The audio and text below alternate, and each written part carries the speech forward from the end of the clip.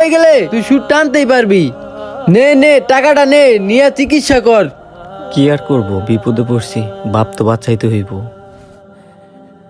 দেন চাচা, আমি মাস গেলে গা আপনার আমি টাকা দিয়ে দিব না, আপনি টেনশন করেন না। আচ্ছা। আসসালামু আলাইকুম। ওয়ালাইকুম। আয়।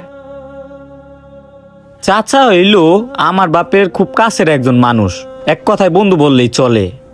সে আমার বাপের চিকিৎসার লিগে টাকা দিল, সুদের টাকা চাইলো। না, এ কথা আমার বাপের কাছে বলা যাইব না।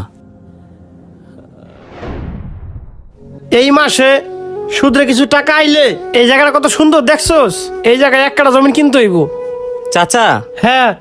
এই জায়গায় পুরো 5,000 টাকা আছে, একটু গুনাদা দেখেন। 5,000?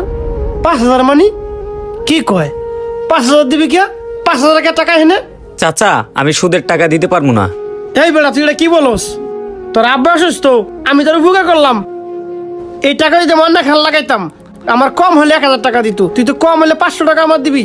আমি তাও দিতে পারবো না, আমি সুদ দিব না। এবারে ধর, তুই সুদের টাকা সহ আসল টাকা সহ নিয়ে যাবি।